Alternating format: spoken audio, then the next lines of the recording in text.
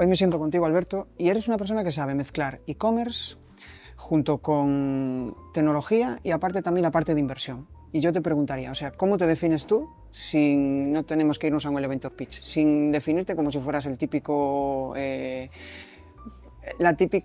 típico argumento que damos todos, ¿no?, cuando queremos vendernos mejor, sino de forma natural, como tú te defines? Pues yo creo que la definición cambiaría dependiendo de las épocas de mi vida, pero en esta, viendo un poco los 20 años que llevo de trayectoria profesional, diría que soy muy obsesivo del aprendizaje y de la mejora. Me anima muchísimo el aprendizaje, la mejora, y salirme de... Cuando estoy muchos años haciendo lo mismo, quizá me empieza a aburrir. Entonces me gusta nuevos retos, nuevas cosas que abordar. Entonces para mí el aprendizaje y la mejora continua son fundamentales. Hostia, pienso en aprendizaje y digo yo, hostia, la cantidad de cosas que has aprendido, ¿no? Has sido CEO de Crack, ahora estás con tu proyecto personal, diversos proyectos de IA, que también eres cofundador en un proyecto de Barcelona muy chulo del que vamos a hablar después. Ponme un poco en contexto sobre eso, sobre los últimos años. Sí, y relacionado con el aprendizaje, una vez cuando estaba estando en Crack me decían, Alberto, 10 años, un año repetido de 10 veces no son 10 años de experiencia. Y yo, hostia, ¿qué razón tienes? Y fue algo que me animó siempre, es decir, yo cada año de Crack fue totalmente diferente. Hubo un par de años que estuve súper metido en e-commerce, un par de años súper metido con control presupuestario, muchos años focalizado en marketing, entonces todos los años fueron completamente diferentes y yo lo que hacía era completamente diferente. Me gustaba aprender lo que se hacía, entonces yo me metía hasta abajo, me remangaba, me metía en profundidad en algo y lo hacía con los equipos. Y después cuando estaba en marcha, sí me ponía con otra cosa, entonces creo que sí que aprendí mucho por ese foco de meterme. Y estoy pensando que sobre todo aprendiste mucho de la parte de dirección. Al final tú tienes un background técnico, ¿no?, y de ingeniero, empezaste en temas de producción, me decías, y has ido evolucionando hacia la parte más de liderazgo y de gestión de proyectos. Esa parte es súper chula. Supongo que no sería fácil todo ese aprendizaje, a base de hostias muchas veces. Sí, yo totalmente. A base de hostias. Mi primera etapa, yo de 24 a 26 años, tuve mi primer puesto de responsabilidad, tenía 50 personas a mi cargo, aprendí rápido, pero más que aprender rápido como ingeniero, me soltaron rápido ante el toro, ¿no? Entonces realmente aprendí de muchas tortas y me acuerdo que tenía un nivel alto de estrés, o sea, realmente sí que era una época que me empujaba mucho, tuve que aprender a la fuerza para conseguir manejar o gestionar un grupo de 50 personas, pero una vez que fui desarrollándolo con el tiempo, sí que considero que es un punto clave de mi desarrollo, fue la gestión de los equipos.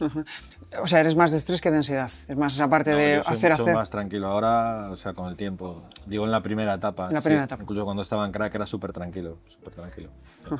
Hostia, ahí ya hubo un salto entonces, del Alberto anterior a cuando entraste en Crack, porque tu tarea al final era más gestión de personas.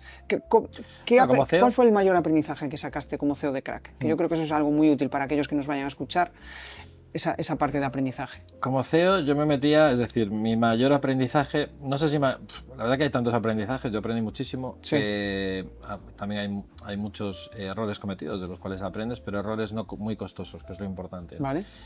Aprendizajes muchos. Para mí un aprendizaje importante es relacionado con lo que te decía antes, ¿no? De meterme, remangarme y meterme en profundidad en aspectos que había que desarrollar de mejora continua. Yo apliqué ya puntos de metodologías que ya digamos traía de antes, había aprendido en la facultad. Yo en la facultad tuve un profesor que me iluminó mucho a nivel de modelo Toyota, que después se empezó a hablar de Lean y todo esto. Entonces para mí el KF modelo Toyota Lean es algo que me iluminó mucho y es algo que apliqué continuamente en Crack. Entonces Crack fue un proceso que yo viví de mejora continua mía como líder y de la organización. La organización, para que crezca, yo tengo que crecer como líder.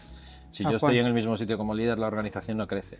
Y si conseguimos aterrizarlo en una anécdota, algo que digas, hostia, para dibujar en la mente de esa gente, ¿no? Algo yo me acuerdo, no es que sea graciosa, pero para mí no es nada graciosa, pero para mí fue muy significativa.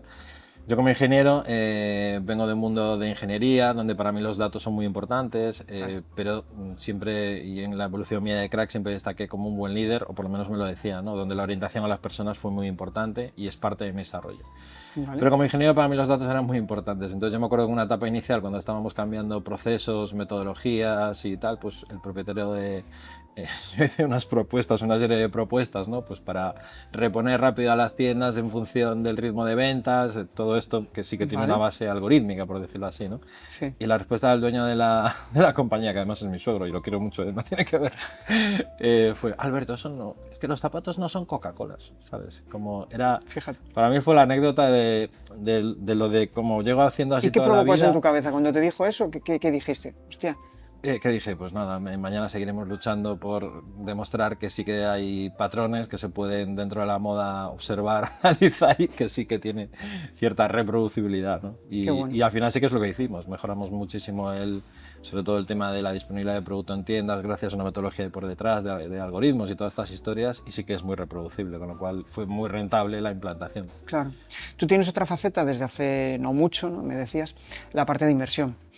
¿Qué te hace, una cosa, la cosa más importante, que te hace pensar en si entro o no entro? La parte de inversión a mí me fue, digamos que es como parte de mi camino. Entonces tengo una parte previa que como ingeniero, entornos de fabricación, metodologías en las que veo que funcionan, Lean, Kaizen, Agile, Scrum, todo esto. Vale. Empiezo mi etapa de crack como CEO, donde piso mucho el terreno, toco muchos palos, me meto mucho en e-commerce, me meto mucho en la parte financiera, me meto en todos los fregados dentro de la organización. No espero a que me lleguen las cosas, sino que yo me meto. Después empiezo con un proyecto de emprendimiento que acaba siendo uno de los principales proyectos a nivel de España de inteligencia artificial, centrado en la seguridad, por eso no es muy conocido, pero bueno, es uno de los proyectos más importantes. Y viene como de forma natural en el sentido de que mentoricé también muchos proyectos de startups, entonces estuve de CEO, mentoricé proyectos, estuve de emprendedor. La entrada para mí como inversor, pues al final viene a ser, tengo una visión de cómo un proyecto puede llevarse adelante y eso como inversor es un bagaje importante que puedo aprovechar y es bueno como evolución de mi camino, ¿no? Al final yo veo que eres como un pulpo, ¿no? Tienes muchas patas y metes la pata en muchos sitios. ¿Cómo decides? Gracias por la comparación. Ya te digo, fuera las patas del pulpo, ¿no? ¿Cómo decides en dónde metes tu tiempo? Es decir, piensa en los últimos 6 meses, ¿no? ¿Qué te ayuda a decidir en si meto aquí mi tiempo o no? Esto es tiempo perdido. Bueno, hay una parte que tiene relación con los objetivos y el valor que te aporte a ti, es decir, lo mismo con una organización. Tú tienes con una organización que identificar, desarrollar lo que aporte más valor a los clientes y a la organización. Y eso es lo que tienes que priorizar, hacer de primero, no porque te guste más, sino que lo que te aporte más valor. Yo siempre cuando desarrollo algo a nivel profesional veo qué es lo que me aporte más valor a mí a nivel profesional y eso es lo que determina un poco, es decir, tener un objetivo claro, tener claras las prioridades. Para aterrizarlo un poco al final es, vale, este año lo que quiero conseguir es acercarme a 5 inversores, si a estas 5 personas, estas 5 startups, si ves que eso te acerca a eso, o sea, perdón, si esa situación te acerca a eso, ¿no? Es un poco esa parte analítica, ¿no? Y la parte más emocional, ¿qué te dice muchas veces? Que a veces va en contra de la racional, ¿no? O no. La parte emocional está muy relacionada con eso. Si tú tienes una visión inspiradora y ambiciosa y fuerte, pero sobre todo inspiradora, tu conexión de hacer cosas en el día a día para eso, digamos que es como la gasolina. Sí. Tú te ves en un proyecto, visualizas, tienes esa...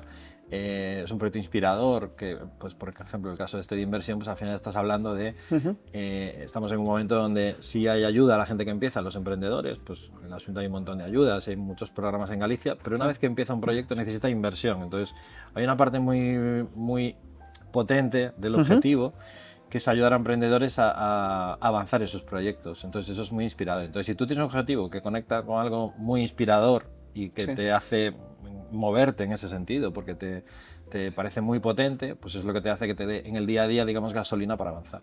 Y después en el día a día es ir tomando pasos, es decir, siempre intentar avanzando. Pues yo con este proyecto empecé hace un año, es decir, tampoco es una cosa de un día. ¿Qué haces? Vas avanzando continuamente hacia ahí, de forma calmada, pero de forma continua, que para mí es la combinación buena. Y ya para ir cerrando, me gustaría que pensaras en una anécdota, algo que te haya hecho clic en los últimos 6, 12 meses, que digas tú, hostia. Al final lo que quiero es que la audiencia, los que nos escuchen, se lleven un buen aprendizaje, ¿no? Y la mejor forma es dibujar en sus cabezas pues algo que te haya pasado a ti y que digas, ostras, pues esto me ha marcado.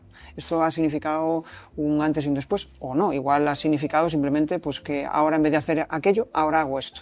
Piensa un poco en esa anécdota personal y si te apetece compartirla, claro. Sí, más que anécdota, la parte que decías de aprendizaje. ¿Qué aprendizaje de estos últimos meses o qué me hizo clic? Sí. Pues cuando empecé con el proyecto de inversión, empecé proponiéndoselo a un par de empresarios cercanos, ¿no? Y bueno, la verdad que tenía un poco la inquietud, ¿no? Por eso Creo que tiene que haber una visión inspiradora y potente para que te anime a dar esos pasos, porque si no te quedarías, guau, pues, es que ¿para qué le voy a comentar esto? ¿Sabes? Yeah. Entonces, ¿qué es lo que te anima a comentarlo? Pues tener esa visión inspiradora. ¿Y qué te da la visión inspiradora en el día a día? En el momento que yo se lo comento, para mí el clic fue que les pareció muy buena idea, o sea, fue acogido mucho mejor de lo que yo esperaba. Entonces, para mí fue un clic importante en el sentido de, ostras, pues esto creo que puede ser viable avanzar con él, ¿no? Y como hemos avanzado estos meses, la verdad que el resultado mucho mejor de lo que yo me esperaba. Entonces fue mucho mejor de lo que esperaba y eso viene por lanzarte, por dar pasos continuamente y al final te sorprende el resultado. Para mí está siendo mucho mejor de lo que yo tenía en mi mente, vamos.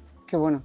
Al final, si me tengo que quedar con algo de esta charla, es esa parte de, oye, tengo muy claro mi visión, mis objetivos, y eso me acerca hacia donde yo quiero ir y me ayuda a tomar decisiones en el camino. Es quizá la clave. Buen resumen. Qué guay.